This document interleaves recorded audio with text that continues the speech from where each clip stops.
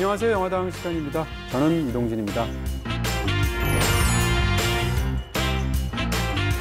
안녕하십니까. 어른당 김중현입니다. 근데 하필이면 신카이 마코토. 신카이 마코토 하면 네. 색과 빛의 마술사, 네네. 어른거린다 할 때 어른당입니다. 명사인 줄 알았더니 네. 형용사였다. 그렇죠. 네, 여기에 네. 또 함정이 있었군요. 네. 두 자로 해야 되기 때문에 네. 줄이다 보니까 대단하십니다. 어른까지만. 네. 네네. 자, 어른당 당수 김중혁 작가님과 함께 오늘 다루게 될 주제는 지금 말씀해 주신 것처럼 신카이 마코토에 관한 얘기입니다. 그래서 오늘은 신카이 마코토의 서정 가득한 세계라고 한번 주제를 잡아봤습니다. 네. 서정 가득하죠. 일단 포스터만 봐도 이게 굉장히 큰 이야기가 있다기보다 아주 서정적인 세계의 한 단면을 보여주고 있구나. 맞습니다. 그런 느낌이 듭니다. 뭐 흔히 아까도 말씀하셨지만 빛의 마술사라는 말을 할 정도로 작화하면 또 신카이 마코토 아닙니까? 네. 하늘, 구름, 빛 하면 또 신카이 마코토고. 네, 이 자연 현상들을 그려내는 걸 보면 너무너무 아름다워서 사실은 어떤 장면들을 이렇게 잘라서 이렇게 좀 집안 곳곳에 붙여놓고 싶은 비, 뭐 바람, 그다음에 뭐 눈 이런 어떤 자연 경관들 이런 것들 그려내는 것이 굉장하고요. 도시를 그려내는 것들도 이제는 뭐 사실 많이 쓰는 방식이긴 하지만 기본적으로 로케이션에 가서 사진으로 이렇게 굉장히 많은 답사를 하고 찍어오지 않습니까? 네. 그래서 그것을 이제 CG 같은 것으로 뭐라고 그럴까 이렇게 리터치를 해서 굉장히 극사실주의적인 어떤 표현을 만들어내게 되는데 그게 신카이 마코토의 어떤 서정 가득한 세계 속에 들어가니까 이 도시의 풍경들 예를 들면 전기줄 같은 경우에 이렇게 삐죽삐죽 들어가 있으면 보기 싫잖아요. 근데 그렇게 하지 않고 그런 도시의 풍경들조차도 살뜰한 풍경이 되고 굉장히 아사한 느낌을 주는 그런 또 배경이 되었습니다. 신카이 마코토가 그려내는 도쿄 혹은 도시의 이미지를 보고 있으면 한 폭의 자연 같다는 생각이 들 수도 있습니다. 빌딩이 하나의 나무 같고 그 밑에 그 사람들이 지나다니는 모습이 숲을 이루는 것 같은 그런 느낌이 있어요. 그래서 자연과 대비되는 도시가 아니라 또 다른 자연으로서의 도시를 그리고 있는 것 같다는 느낌도 있습니다. 서술보다는 묘사를 훨씬 더 잘하는 감독인 것 같고요. 네. 그런 면에서 서사보다는 서정에 더 강력한 강점을 가진 그런 감독이 아닌가 싶은 생각이 있어요.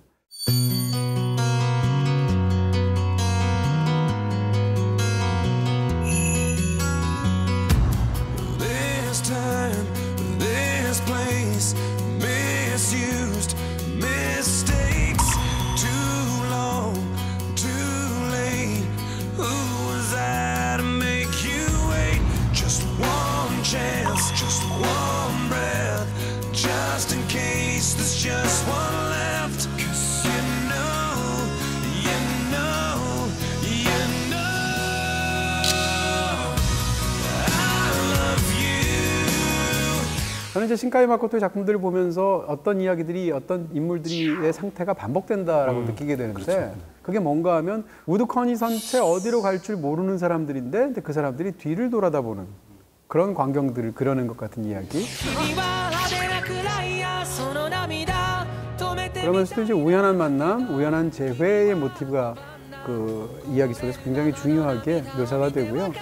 그리고 또 이제 어떤 느낌 같은 것을 강렬하게 묘사하는데 그 느낌은 자체는 강렬한데 그 느낌이 정확히 뭔지는 극 중에서도 제대로 묘사가 안 되는 그런 지워지지 않는데 어렴풋하는 그런 느낌 이런 느낌들이 사실은 신카이 마코토가 굉장히 집중적으로 계속 반복해서 만들어내고 있죠. 말씀하신 대로 비슷하게 네.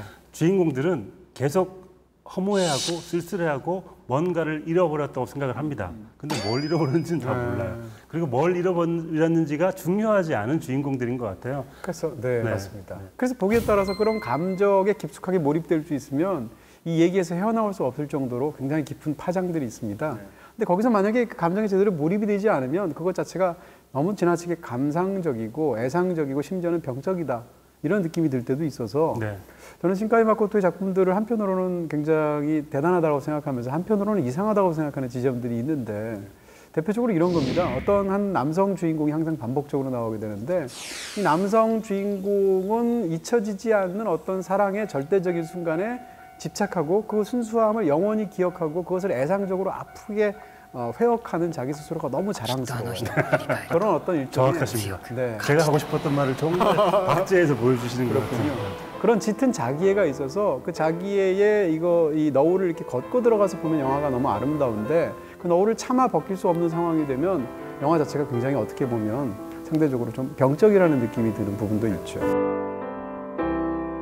그런 측면에서 신카이 마코토의 세계에 감탄하면서도 사실은 여성 캐릭터를 다루는 방식에 대해서는 짚지 않을 수가 없을 것 같습니다. 네.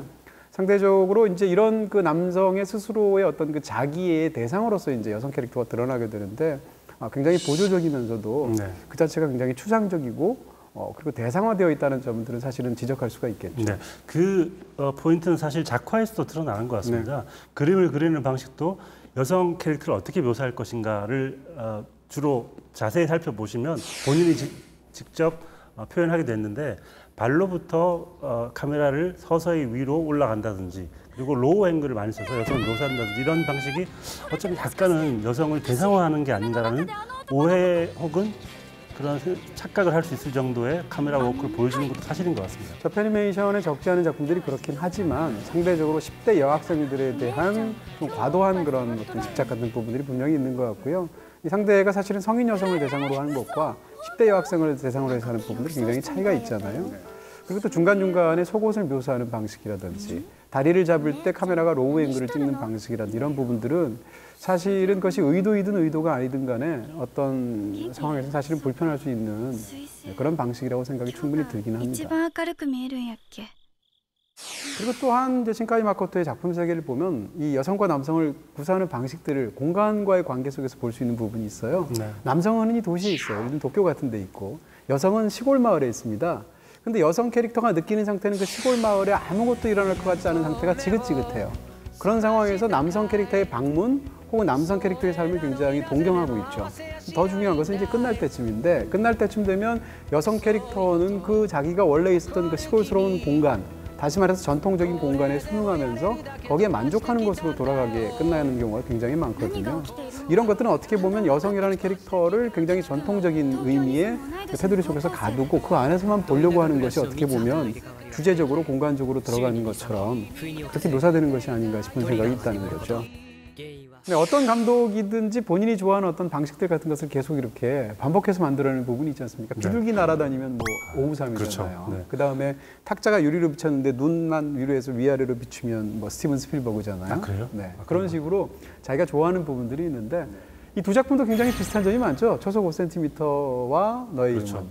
그러니까 일단 초속 5cm는 3개의 에피소드가 묶여있는 단편 선집이라고 볼 수 있을 텐데 그중에 한 작품은 어쩌면 너의 이름은의 출발점이 되었을지도 모른다는 생각이 들 정도로 비슷한 톤입니다. 네, 그래서 멀리 있는 떨어져 있는 남녀가 서로 그리워하는 장면 둘 다 10대이고. 그렇죠. 그리고 꿈 같은 어떤 순간에서 절대 잊지 못할 사건이 반복된다는 거 그런 것도 비슷한 점이 있고요. 그렇습니다. 네. 그리고 또 하늘에서 일어나는 어떤 사건이 땅에서 일어나는 사건하고 굉장히 중요한 관련을 맺는다라는 공통점도 있고 결정적으로 이제 두 사람이 재회할 때 서로 지나가다가 뒤늦게 알아보고 딱 돌아보는 장면. 그 장면 보고 야, 이건 정말 좋아하는 장면이구나. 네.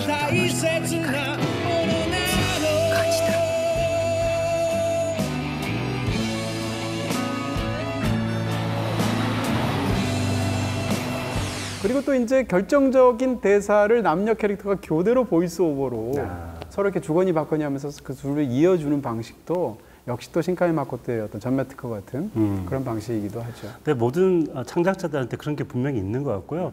근데 그거를 잘 만들어내는 게 더 중요한 것 같습니다. 일종의 시그니처 무브 같은 건데 그게 있는 사람만이 사실 스타가 되는 것 같아요. 이야기를 아무리 잘 만들어도 자신만의 시그니처가 없으면 사실은 인정받기가 쉽지 않은 것 같아요. 그런 면에서 신카이 마코토는 그 부분을 확실히 잘했고 그 잘함의 빛이 어쩌면 너의 이름을 해서 폭발한 게 아닌가 생각이 듭니다. 네, 이런 그런 공통점은 저는 굉장히 어떤 면에서는 좋은 쪽이라고 생각하고요. 그것이 감독의 개성을 만들어주는 것이 아닌가 싶은 생각이 있는 거죠. 바로 그런 측면에서 신카이 마코토의 작품 중에서 사실은 또 장편이라고 말할 수 있는 게 몇 개 없지 않습니까? 그렇죠. 또 제작 방식이 그렇기도 하고 가장 대표적인 작품이라고 할 수 있는 두 작품. 네. 흥행한 규모는 완전히 다르지만 그렇죠. 올해 엄청난 성공을 거두기도 했던 국내에서도 너의 이름은 그리고 또 10여 년 전에 나왔던 그의 작품 중에 하나인 초속 5cm 이 두 작품을 집중적으로 설명드리도록 하겠습니다. 네. 오늘은 제가 또 그림을 그리는 사람 아니겠습니까? 그래서 저희가 호소다 마모루 이후에 또 오랜만에 하는 애니메이션 감독이기 때문에 신카이 마코토가 과연 카메라를 어떤 방식으로 써서 이 그림을 유지를 하는가 또 그림을 색다르게 보이게 하는가를 가지고 봤는데요. 네. 동료 작가로서. 동료 굉장하게. 작가로서 하는 네. 거죠. 네. 네. 제 그림을 좀 경력은 또 오래되지 않으셨나요? 비슷한가요? 경력은 오래됐지만 실력 차이는 많이 납니다. 저분이 훨씬 더 잘 그리시고요. 뭐건 뭐 당연한 얘기죠. 일개 네. 소규모로 네. 작업하는 일러스트레이터로서 네. 감히 입에 올릴 수 있는 이름은 아니지만 신카이 마코토의 세계를 파헤쳐 보겠습니다. 그래서 오늘 뭐 주제는 그분의 이름은 정도 되겠네요. 네. 자, 지난 시간에 이어서 또 역시 네. 강의 같은 느낌의 그림이긴 합니다만 네. 강의까지는 아니고요. 월기인 줄 알았어요. 네. 네. 신카이 마코토의 1인칭과 3인칭 카메라라고 이름을 지어봤는데요. 신카이 마코토의 애니메이션을 보면 독특한 지점이 있습니다. 어떤 단절되는 포인트의 리듬 같은 게 계속 반복이 되는데요. 예를 들어서 초속 5cm 그리고 언어의 정원 같은 애니메이션을 보시면 칼로 그 재료의 단면을 썰어내는 그런 식의 애니메이션 커터 꽤 많이 있습니다. 그게 단면을 잘라낸다는 느낌도 있지만 하나의 리듬 같기도 해요. 그래서 타닥타닥 그 재료를 썰 때의 느낌 같은 걸 클로즈업에서 자주 보여주는데 대체로 문이 있으면 이런 식으로 내가 앞에 있고 문이 열렸다 닫히는 방식으로 많이 합니다. 그래서 내가 대상을 바라보고 있는데 그 대상으로 향한 문이 열리고 닫히는 장면이 많이 나옵니다. 예를 들어서 소속 5cm에 보면 타카키가 여자친구를 찾아서 지하철을 타고 계속 가는데 지하철 문이 계속 열렸다 닫히는 장면이 반복이 됩니다. 그게 어떻게 보면 일종의 1인칭 시점 같아요. 내가 세계를 바라보고 있는데 문이 열렸다가 닫히는 장면이 반복되는 것 같은데 그런 식의 장면들이 꽤 많이 등장을 합니다. 반면에 최근에 개봉한 너의 이름은 같은 영화를 자세히 보시면 문이 닫히는 장면이 꽤 많이 나오는데 문이 어떻게 닫히냐면 카메라가 닫히고 있는 정면을 바라보고 있습니다. 그러니까 이렇게 닫히는데 카메라 여기를 바라본다는 거죠. 근데 이것은 무엇이냐면 카메라가 바라보고 있는 시점, 대상과 대상 사이에 단절된 부분을 카메라가 보고 있어서 두 사람이 이어졌다가 단절되는 그 느낌을 더 중요하게 보는 것 같아요. 그것은 제가 보기엔 3인칭 시점 같은데 내가 떨어져 있는 두 사람을 서로 이어주게 하고 떨어지게 하기도 하는 그 멀리서 바라보는 시점이 3인칭 시점으로 생각이 돼요. 그래서 어찌 보면 신카이 마코토가 이 단절하는 리듬을 1인칭에서 3인칭으로 확장되고 있는 게 아닌가라는 생각을 하게 되는데 너의 이름은 이라는 애니메이션의 주제가 바로 그런 것이기 때문에 어쩌면 이 세계의 확장은 당연해 보이는 것인지도 모르겠다라는 생각을 하게 되더라고요. 네. 그러네요. 네. 네, 최근으로 올수록 두 작품만 봐도 초속 5cm가 좀 더 1인칭적인 느낌이 있고 네. 상대적으로 너의 이름은이 훨씬 더 이야기가 확장되면서 3인칭적인 그런 느낌이 분명히 있는 것 같아요. 네. 이거는 지난주에도 봤는데 이게 덩케르크 아니에요? 덩케르크처럼 보일 수도 있지만 네. 이게 재활용 아닌가요? 카메라 와이어입니다. 카메라 와이어. 1인칭과 3인칭은 연결되어 있고 분리할 수 없는 하나의 자아다라는 걸 표현하기 위해서 이렇게 와이어로 연결을 해봤습니다. 그렇군요. 요즘 카메라 다 와이어리스인데. 네, 알겠습니다.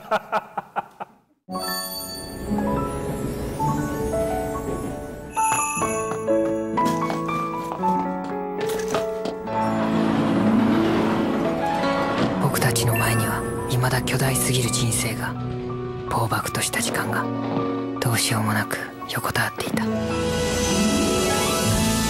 でも探しているよどっかに君の姿をこれからの僕言えなかった好きという言葉네, 첫 번째 다룰 작품은 초속 5cm입니다. 제목부터 너무 서정적이에요. 서정하죠. 네. 초속 5cm가 뭐지? 개미가 지나가는 속도인가? 달팽이인가? 이런 생각을 할 수도 있지만 그렇죠. 벚꽃이 떨어지는 속도라고 처음부터 이제 나오게 되죠. 근데 사실 그냥 생각해봐도 벚꽃이 떨어지는 속도가 초속 5cm일 리는 없잖아요. 그렇죠. 생각을 해보시면. 조속이 아마 벚꽃이 초속 5cm로 떨어지려면 바람이 엄청 불어야 될 겁니다. 그러니까 실제 속도는 훨씬 더 빠를 거예요. 그런데도 신카이 마코토가 그런 사실을 모를 수는 없을 텐데 초속 5cm가 벚꽃이 떨어지는 속도다라고 규정하고 그것 자체를 제목으로 만들어내는 것 자체가 신카이 마코토의 어떤 감정의 포인트를 보여주는 것 같아요. 네. 무슨 얘기인가 하면 그 떨어지는 순간을 최대한 길게 연장하고 싶은 겁니다. 실제로 벚꽃은 훨씬 더 가볍게 이렇게 빨리 떨어지는데 실제 떨어지는 속도보다도 훨씬 더 느리게 기억하고 싶은 거예요.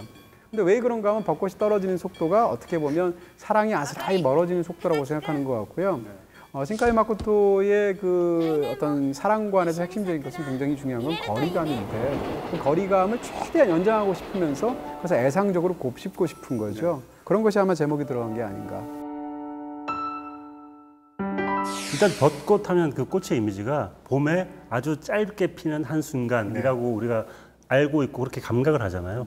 그 짧은 순간에서 꽃이 질 때, 꽃잎이 질 때 얼마나 안타까운가. 그 안타까움을 최대한 오랫동안 간직하고 싶다는 마음이 바로 제목에 투영된 거겠죠. 그렇습니다. 뭐 잘 아시듯이 이 작품은 굉장히 짧은 작품이죠. 60분이 살짝 넘는데 그것조차도 사실은 3부의 어떤 옴니버스 이렇게 구성을 갖고 있죠. 세 작품의 공통점은 사실은 주인공이 다카키다라는 걸 제외하면 어떻게 보면 굉장히 별개의 이야기로 보이는 세 개의 단편이 구성되어 있고요. 그것 자체가 이렇게 약간 느슨하게 연결이 되면서 독특한 서정을 자아내는 그런 작품이죠. 한편으로는 다카키의 소년 시절, 그리고 청소년 시절, 청년 시절 이 세 개의 시절이라고 볼 수 있을 텐데 사실은 이야기가 연결되지는 않고 하나의 톤 같은 게 유지가 되는 것 같은데 그 톤은 어쩌면 다카키의 톤이 아니라 신카이 마코토의 톤인 것 같아요. 그래서 사실 이야기는 별개다라고 볼 수 있을 것 같습니다. 네. 어떻게 보면 이 영화는 첫사랑에 대한 판타지를 간직한 어떤 감정의 판타지라고 말할 수 있는 그런 작품인 것 같은데요. 우선 서정적인 게 또 끝판왕인 게 도서관에서 두 남녀가 서로 좋아하게 되고 말하자면 이제 이 신카이 마코토의 영화에서 멀리 떨어져 있는 남녀도 중요하지만 이 남녀 둘 다 집단에서 약간 소외되어 있는 사람들이에요. 소외되어 있는 사람들이 서로 만나서 의지를 하는 게 중요한 어떤 포인트일 텐데 도서관에서 만났다는 점이 굉장히 중요한 것 같고요. 도서관에서 만난 두 사람이 서로 떨어지게 되면서 전학 가게 되고 그러면서 그리워하다가 남자가 여자를 만나러 가는 장면이 사실은 이 이야기의 가장 큰 줄거리죠. 도서관을 얘기하셨으니까 첫사랑을 판타지로 완성하기 위해서는 그 사랑이 영원할 것이다.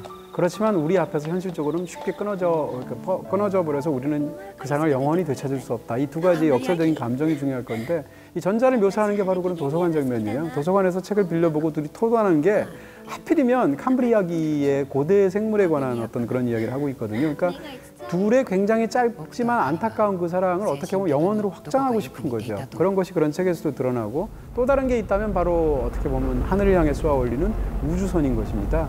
이 지상에서의 어떤 인연을 이어가는 것 자체가 굉장히 어려운 상황에서 그 첫사랑을 너무 아프게 기억하는데 어쨌건 그것을 우주 공간으로 한없이 가는 거의 영원에 가까운 여행을 떠나는 그런 우주선을 바라보고 있는 그런 상황과 역설적으로 배치시켜서 그 감정을 기억하고 싶은 거죠.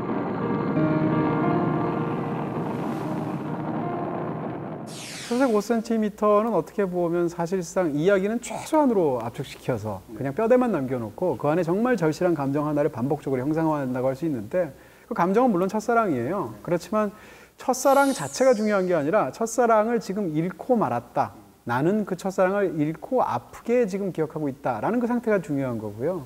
그런 면에서 어떻게 보면 굉장히 상실감이라는 그런 감정이 이 초속 5cm에서 가장 중요한 감정이 아닌가. 네, 첫사랑, 첫 키스, 첫 만남 이런 감정일 텐데 사실은 아까 말씀드린 것처럼 약간 남성 중심적인 감정이긴 해요. 이 다카키가 그 먼 곳을 가서 첫 키스를 하고 나서 내 인생이 이전과는 완전히 다른 방식으로 흘러갈 것을 예감하는 것은 굉장히 주관적인 판단이거든요. 그런데 그게 그 감정이야말로 오롯이 다카키만의 감정이고 어쩌면 그게 일생을 함께 가져가야 할 감정인 것 같기도 해요. 그런 면에서 약간 감상적이기도 하지만 또 숙명 같기도 한 그런 순간을 다루는 그 상실감을 느끼는 사람이 달콤하게 기억을 해야 된다는 게 핵심이거든요. 근데 그 달콤하게 한편 아픈 기억이지만 그것을 굉장히 달콤 쌉싸름하게 느낀다는 게 중요할 것이고 그래서 어떻게 보면 이 영화가 우리를 감정적으로 사로잡는 부분이 있을 텐데 상실감을 달콤하게 느끼려면 여러 가지 쓰이는 어떤 모티브들이 있습니다. 대표적으로 하나가 뭔가 하면 내가 거기에 대해서 귀책 사유가 없어야 돼요. 내가 너무 나쁘게 해서 상실했다라고 한다면 자책감으로만 들어가게 되니까. 근데 영화에서의 상황을 보시게 되면 이 상실감으로 이룰 수밖에 없는 어떤 지연의 테마들이 있죠. 그날은 3월 4일이었어요. 평상시로 보면 폭설이 올 수가 없는 봄의 어떤 그 앞부분에 있는 그런 날인데 그날 너무 상상도 못하게 엄청난 폭설이 뜻하지 않게 너무 늦게 온 거죠. 그리고 또한 편지를 전하고 싶은데 그 편지는 이제 바람 때문에 날아가 전하지 못하는 부분이 있는 거죠. 그래서 전해지지 않은 편지라는 모티브가 또 있죠. 언제나 그렇듯이. 그래서 이런 것들이 모여서 굉장히 아슬한 사랑 얘기가 되는데 이 영화 속에서 사실은 편지가 남자만 못 전하는 게 아니고 여자도 편지를 못 전하고 있고 2부에 가게 되면 상대가 받을 것을 염두에 두지 않은 상태에 썼다 지우는 문자 메시지를 계속 보내는 부분도 있습니다. 이런 것들이 다 지금 말씀드린 어떤 지연의 모티브, 도착하지 않은 편지 이런 걸 통해서 상실감을 달콤쌉싸름하게 기억하게 만드는 그런 어떤 핵심이 되는 거예요. 世界の何もかもが変わってしまったような気がしたからだ. 저는 초속 5cm에서 1부와 2, 3부를 보는 입장이 좀 다른데 저 1부는 굉장하다고 생각합니다. 네. 그리고 2, 3부는 최원이라고 생각하는데요. 그러니까 왜냐하면 애초에 세 편이 다 원래 단편이었는데 장편을 구성하고 있다는 그런 특성 때문에 그렇기도 했지만 1부에 관해서는 참 굉장히 뛰어난 작품이라고 생각하는데 근데 이런 생각이 드는 거예요. 이것을 보면서 이제 많은 사람들이 초속 5cm를 비판하는 사람 중에 이야기에 관해서 어떤 얘기를 하냐면 아니 두 사람이 왜 헤어진지 모르겠다. 저렇게까지 첫사랑이 절절한데 서로 연락처도 다 알고 저렇게 서로가 서로를 사랑하는데 왜 연락을 안 하는 것이냐부터 시작해서 난 너무 알겠는데? 네? 난 너무 알겠는데? 왜요? Out of sight, out of mind죠. 아 네. 멀어지면 안 보게 되는 게 그래서? 어쩜 굉장히 네. 당연한 심리 같아요. 그게 남자 주인공 모함에서 그렇지 않다라는 것이 이 이야기의 핵심 아닌가요? 그렇지 않습니다. 남자 주인공을 오해하고 있는 것 같아 사람들이. 그래요? 네. 거기까지는 잘 모르겠고. 근데 어찌됐건 저는 이런 얘기는 하고 싶습니다. 이 초속 5cm는 감정 자체가 목적이지 감정을 둘러싼 이야기를 스토리텔링 자체가 목적이 아닌 거예요. 감정이 주인공이에요. 그렇습니다. 그러다 보니까 그 첫사랑이 대체 왜 안 이루어지는지에 대한 설명은 이 이야기에서 하나도 안 중요해요. 근데 그걸 만약에 설명하게 되면 이러이러한 이유로 두 사람이 이루어지지 않았다라고 설명하게 되면 그 이야기 자체가 감정의 어떤 원형적인 느낌이 훼손되고 한 가지 이유로만 해석이 되는 거잖아요. 그래서 어떤 면에서 보면 초속 5cm가 어떤 사람들한테 굉장히 지루할 수 있습니다. 왜냐하면 서사가 너무 적으니까. 그럼에도 불구하고 애초에 이 영화의 목적은 그것이 아니었을 것으로 보인다라는 것이고요. 네.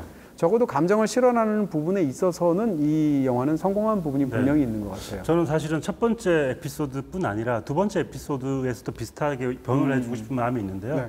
두 번째 에피소드인 코스브 나우트 역시 네. 감정의 주인공이라고 생각이 듭니다. 네. 사실은 짝사랑이라는 감정이 어떻게 두 사람 사이에서 작동을 하고 서로를 연결시켜 주었다가 멀어지게 하는가라는 게 중요한 모티브이기 때문에 여기에서도 다카키와 여자 주인공이 중요한 게 아니라 짝사랑이라는 감정이 더 중요한 것 같아요. 그런 면에서는 첫 번째와 마찬가지로 두 번째에서 저는 짝사랑이라는 감정은 굉장히 잘 묘사했다는 생각이 듭니다. 그래서 저는 세 번째 사실 너무 소품이고 네, 너무 첫 번째, 작죠. 두 번째 에피소드는 굉장히 잘 만들어진 그렇군요. 감정의 소품이라는 생각이 듭니다. 감정도 감정인데 제가 일부를 특별히 좋아하는 이유 중에 하나는 시간을 묘사하는 방식이에요. 사실 영화라는 매체가 시간을 어떻게 다루느냐는 굉장히 중요한 미학적인 어떤 그런 과제가 될 텐데 예를 들어서 이 시간은 한없이 지연되고 한없이 느리게 가는 시간 근데 마음은 너무 조급한 시간 이런 시간이란 말이죠. 저녁에 빨리 가서 만나고 돌아와야 되는데 폭설이 갑자기 오는 바람에 그 안에서 발을 동동동 구르는데 그 상황을 반복되는 바깥에 폭설 내리는 풍경이나 영무원들이 방송하는 상황이나 주인공의 어떤 좌절된 표정 속에서 텅 빈 객차 안에 앉아있는 모습이나 이런 걸 보여주는데 시간을 다루는 방식에 있어서 이것은 애니메이션에서 좀 굉장한 성취가 있는 그런 부분이라고 생각하거든요. 그래서 일부는 정말 뛰어나다고 생각이 들고요. 또 한 가지 얘기할 것은 신카이 마코토의 그런 이야기 속에서 인물들이 공간에 어떤 위치에 있느냐, 어떻게 이동하느냐가 저는 굉장히 중요하다고 보는데 이 이야기를 만약에 특히 이제 일부를 중심으로 해서 보시게 된다면 그렇습니다. 두 사람 다 이 다른 공간 사람이에요, 원래. 그러니까 지금 묘사하고 있는 도쿄가 있지 않습니까? 도쿄가 있는데 거기에 먼저 1년 전에 남자 주인공인 다카키가 전학을 오죠. 근데 외롭게 지내고 있는데 1년 뒤에 똑같은 그 반에 바로 아카리가 다시 전학을 오게 되는 거예요. 그러니까 둘 다 사실은 전학생끼리의 사랑인 거거든요. 그러다가 나중에 온 아카리가 중학교에 진학하면서 다시 이사를 가게 되고 그리고 또 이사를 갈 때 그 직후에 둘이 재회하기 직전에 다른 곳으로 또 가게 되죠. 가고시마로 가게 되니까 역시 이 사람도 역시 이렇게 전학을 가게 되죠. 그러니까 도쿄라는 지역을 중심으로 보면 전학 각각 와서 나가는 쪽으로 이렇게 동선들이 짜여 있거든요. 근데 신카이 마코토의 이야기 속에서 인물들이 공간에서 어디에 있어야 될지 모르는 것 같은 느낌들이 굉장히 중요한데 언어의 정원 같은 데도 작품을 보시게 되면 여주인공이 내가 있어야 할 장소를 잘 모르고 있는 상황이 굉장히 중요하잖아요. 이런 부분들이 이런 공간적인 이동의 어떤 그 동선 속에서 사실은 담겨있는 감정적인 정서일 것이다. 나는 이곳의 사람이 아니라는 거죠.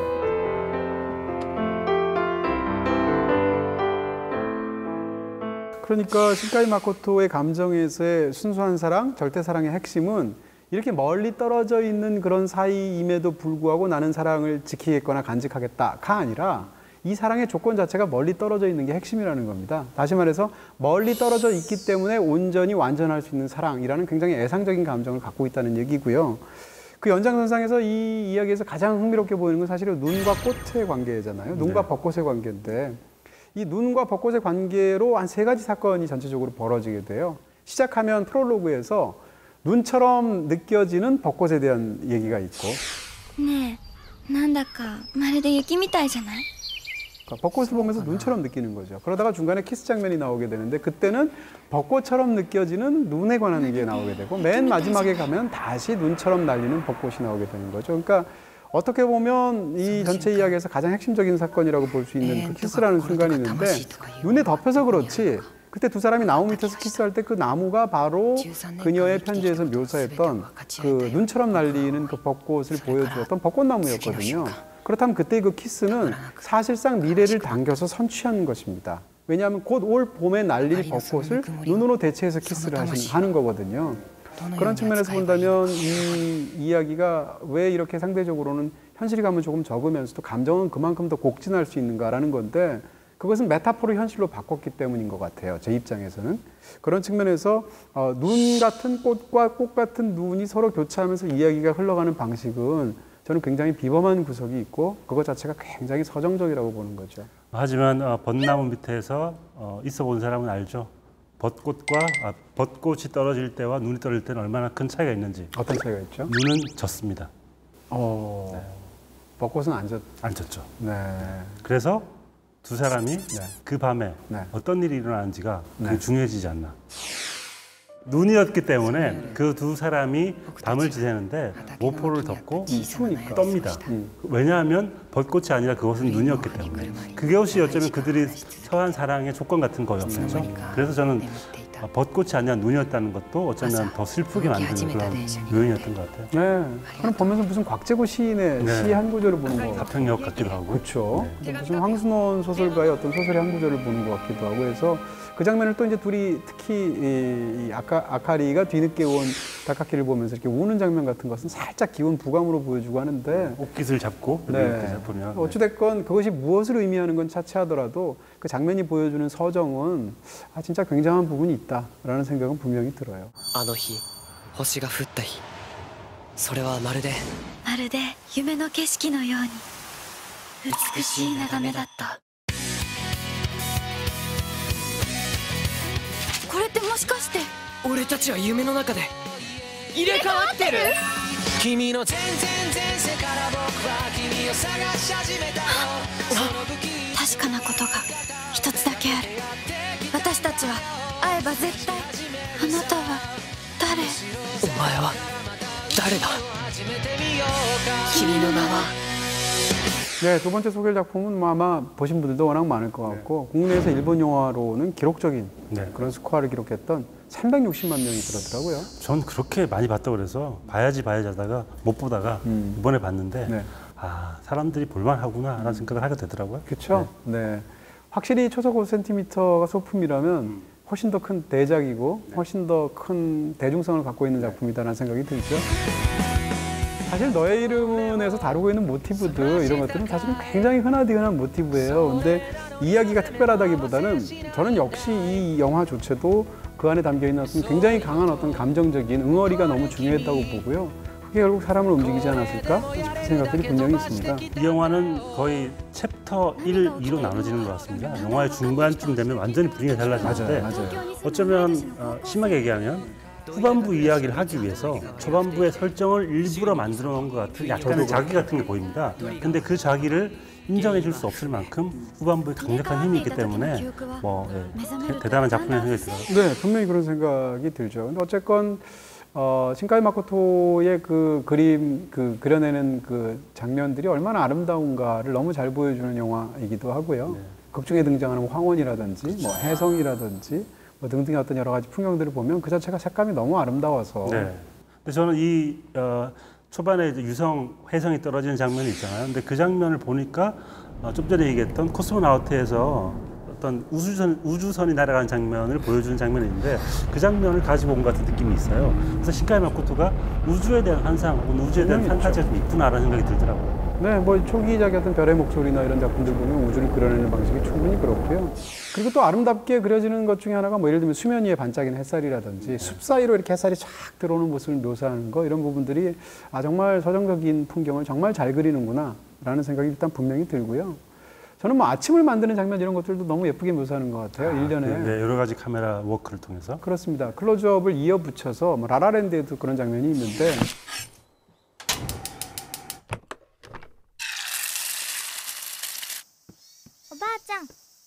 자, 뭐 지금 그런 부분들까지도 굉장히 인상적이고, 하다못해 미닫이 문 닫을 때, 아까 1분 브리핑에서 설명하셨습니다만, 미닫이 문을 닫을 때나 아니면 전철 문이 닫을 때도 카메라가 극도로 로우 앵글로 하고, 또는 닫는 문을 거의 정면에서 이렇게 바라보는 방식으로 묘사하잖아요. 그런 것들도 그 장면들이 주는 리듬뿐만 아니라 어떤 단절감 같은 게 굉장히 강해서 그렇죠. 인상적이죠. 네, 계속 반복되는 테마이긴 한데 주인공 타키가 미츠와와 살짝 어긋나면서 만나는 장면이 있습니다. 그 장면의 중요한 포인트가 뭐냐면 전철문이 닫힐 것 같은 단절감이거든요. 그 사이에 붉은 실이 이어지는 건데 그 이미지가 계속 반복이 되는 것 같아요. 문이 닫히고 전철문이 닫히는 장면을 보여줄 때 타키와 미츠와가 계속 단절되지만 이어지려고 한다라는 이야기를 계속 하려고 하는 것 같습니다. 네. 그리고 공간인 이토모리지라는 마을을 묘사하는 게 굉장히 흥미롭고 네. 두 사람이 바뀌는 게 무엇보다도 남녀가 바뀌는 거이기도 하지만 공간이 바뀌는 것 자체를 굉장히 잘 묘사를 하고 있잖아요. 그래서 이토모리라는 마을은 심지어는 뭐 편의점도 문 9시에 닫고 졸업해봤자 근처에서 일을 얻을 수도 없고 카페도 없고 네, 산악마을이라서 해도 빨리 지고 아무것도 없고 정지되어 있는 것 같은 공간이잖아요. 근데 술집은 2개나 있고 네, 그렇게 묘사를 하죠. 그런 상황에서 갑자기 몸이 바뀌어서 도쿄에서 그 번화가에서 카페 알바를 하고 친구들을 만나고 할 때 그 흥분감이 있지 않겠습니까? 그런 것들을 코미디의 재료로 굉장히 잘 쓰죠.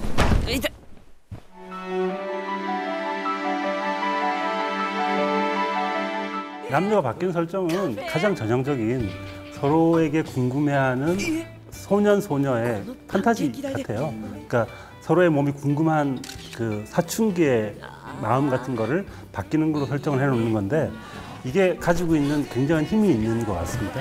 이야기를 끌고 나가는 힘이. 그렇습니다. 그럼에도 불구하고 이 몸이 바뀌고 처지가 바뀌는 것을 예를 들면 뭐 가슴에 대한 묘사를 한다던가 이런 부분들은 사실은 좀 걸리긴 하죠. 네, 그렇게 얘기할 수 있을 것 같고요.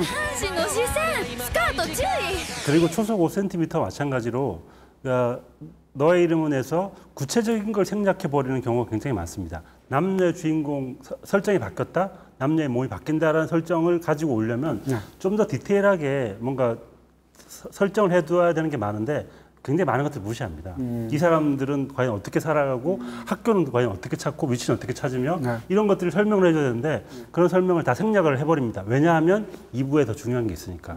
그런 면에서 1부가 가벼운 터치로 진행하는 속도는 굉장히 빠르지만 많은 것들을 놓치고 있기 때문에 약간 허술한 측면이 있다라는 정도는 얘기해야 될 것 같습니다. 이토모리 마을에서 굉장히 설정이 흥미로운 것이 이게 모계 사회라는 게 좀 굉장히 재밌어요. 그러니까 할머니도 외할머니고 할머니가 한자 이름이 중간에 잠깐 나오는데 하나 일자에다가 이파리 옆자를 써서 이렵이에요. 이렵 선생님이시죠.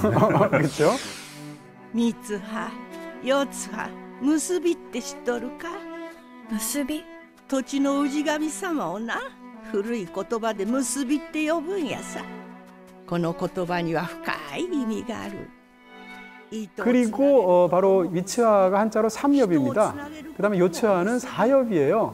아마 추측컨대 2엽은 엄마일 겁니다. 그러니까 결국은 이 1, 2, 3, 4로 붙어 있는 더군다나 이파리로 묘사하는 것 자체가 어떻게 보면 이 사이로 여성들끼리 이어진 어떤 모계 사회인데 거기서 남자는 어떻게 하느냐? 아버지는 이 전통을 무시하고 밖으로 나가서 정치를 하고 이장을 하죠. 그런 식으로 되어 있는 설정 자체가 굉장히 흥미로운 부분이 있는데 이파리를 참 좋아하시네요. 왜냐하면 꽃잎? 언어의 정원도 보면 원제가 언어의 이파리의 정원이거든요. 그래서 이파리가 가지고 있는 어떤 굉장한 그게 있네요. 네, 그다음 뭐 초속 5cm는 말할 필요도 없이 벚꽃 이파리가 중요하고요. 근데 이제 그런 모계 사회를 그리는 게 굉장히 흥미로운데 그 모계 사회가 뭘 하느냐는 거예요. 마을의 전통을 지키는 일을 하거든요. 그러면서도 결국은 다 보게 되면 이 이토모리라는 공간을 지긋지긋해했던 미츠하가 그 공간에 대한 어떤 사랑과 사명감을 되찾는 얘기거든요. 다시 말해서 그 공간은 굉장히 전통적이고 보수적인 공간이란 말이죠. 결국 모계 사회에서 모계 사회를 이루는 여성들이 해야 할 일이라는 것은 어떻게 보면 굉장히 그런 전통을 지켜내는 것이라는 그런 함의가 깔려 있을 수도 있어요. 그런 부분에서 본다면 사실은 이 이야기는 굉장히 보수적인 이야기이기도 하다. 근데 아까 중혁 작가님도 너무 잘 말해주신 것처럼 사실 이 이야기는 약간 미괄식입니다. 네. 후반부가 훨씬 더 중요한데 저는 이 너의 이름은이 왜 그렇게까지 일본에서 1600만을 넘기면서 성공했을까? 왜 많은 그 일본인들의 마음을 건드렸을까라고 생각하면 이게 단순히 몸바뀌는 어떤 10대 아이들의 어떤 발랄한 부분이었으면 절대 그렇게 못했을 거예요. 저는 이게 동일본 대지진하고 관련이 있다고 생각이 드는데요. 네. 그러니까 동일본 대지진의 얘기를 그걸 그대로 묘사하면 너무 직접적이니까 그것을 해성에 관련된 자연재앙으로 또 다른 자연재앙으로 바꾼 게 아닌가. 그래서 일부러 산악마을을 택한 것 같은 느낌이 있고요. 여기서 느껴지는 것은 뭔가 하면 판타지의 힘을 빌어서라도 애니메이션이라는 허구의 힘을 빌어서라도 그 일을 되돌리고 싶어하는 간절한 어떤 일본인들의 소망 같은 것이 사실은 역설적인 형태로 이 애니메이션에 들어간 게 아닌가. 네. 그러니까 일종의 어떻게 보면 집단적인 치유의 기능 같은 것을 사실은 이 애니메이션이 하고 있다는 おそらく 거예요. 地表に到達する前に誘拐してしまうと思われますが、仮にこれが隕石となった場合でも確率的には人間の居住地域現時点での破片の軌道予測がこれほど壮麗な天体現象 저는 그렇게 생각합니다. 그러니까 어떤 한 집단의 거대한 정신적인 상흔을 미쳤던 어떤 굉장히 안 좋은 비극이 있었다는 겁니다. 그럴 때 그 비극을 예술이 어떻게 다룰 수 있을 것인가에 관한 그런 하나의 의미심장한 사례가 아니겠는가 네. 이런 생각이 들고요. 저는 여기서 이제 가장 감동적으로 너의 이름을에서 받아들였던 부분이 뭔가 하면 우리는 이제 일반적으로 기억을 수동태로 생각합니다.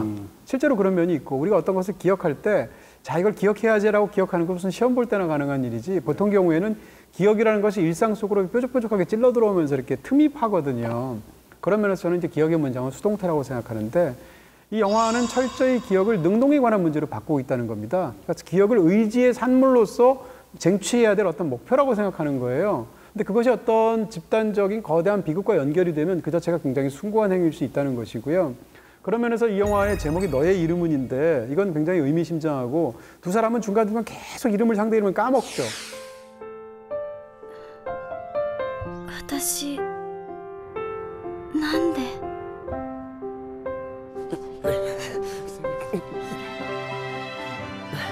なあ三 그럴 때 필사적으로 상대 이름이 뭔지를 기억해내려고 애쓰는 거예요. 그런 애쓰는 안간힘, 그렇게 이름을 기억하려는 노력 그 자체가 어떻게 보면 이 영화가 줄 수 있는 감동의 거의 절반이 아닐까 이런 생각이 드는 거죠. 작가에게 다가오는 의미가 큰 게 이름을 적는다는 것 그리고 이 커다란 재해를 기록한 책들 같은 게 있잖아요. 기록해야지만 우리가 기억할 수 있구나. 네. 작가 혹은 작가는 그것을 글자 문자로서 기록하고 그러면서 기억을 하는 거고 어떤 사람들은 그 이름을 계속 되풀이해서 반복해서 되뇌이면서 읊조리면서 기억을 하는 거고 네.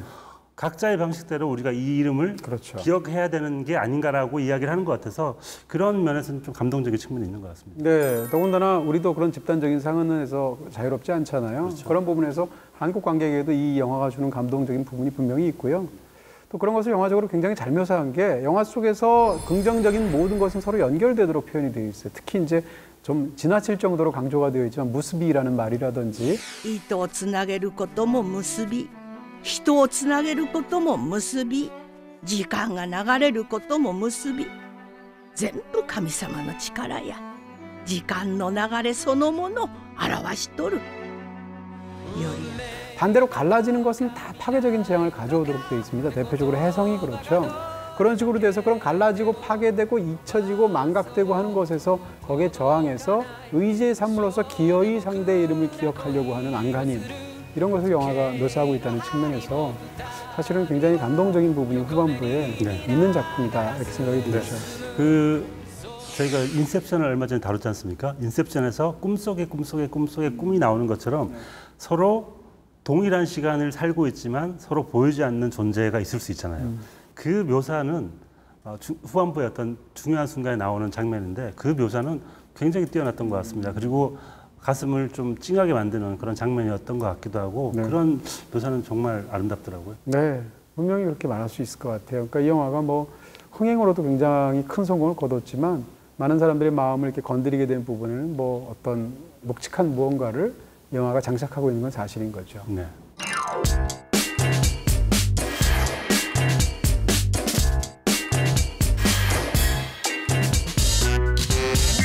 자, 이제 두 영화 중에서 더 좋아하시는 영화, 좋아하는 장면 골라주실 차례입니다. 언어의 정원을 하면 갑자기 삑사리가 나겠죠. 네. 두 영화 중에서는 저는 초속 5cm가 더 좋았습니다. 그래요? 네. 간결하고 압도적인 세계를 저는 잘 그렸다고 생각이 들고요. 애니메이션은 정말 짧지만 굉장히 많은 말을 할 수 있구나. 그래서 저는 초속 5cm가 좀 더 좋았고요. 네. 한 장면을 꼽으신다면? 네, 최고의 장면은 또 분별해야 되니까 너의 이름은에서 마음이 약해. 네, 약하기도 하고 어쩌면 이건 되게 식상한 장면이기도 한데요. 주인공 타키와 미츠하가 계속 붉은 실로 이어지면서 너의 이름이 뭐지라고 얘기를 하면서 환상적인 장면이 초반부에 나왔다가 또 한 번 반복되는 장면이 있습니다. 그 장면이 어쩌면 이 영화를 만들고자 했던 신카이 마코토의 마음이 고스란히 들어있는 것 같아서 그 장면을 최고로 꼽혔습니다.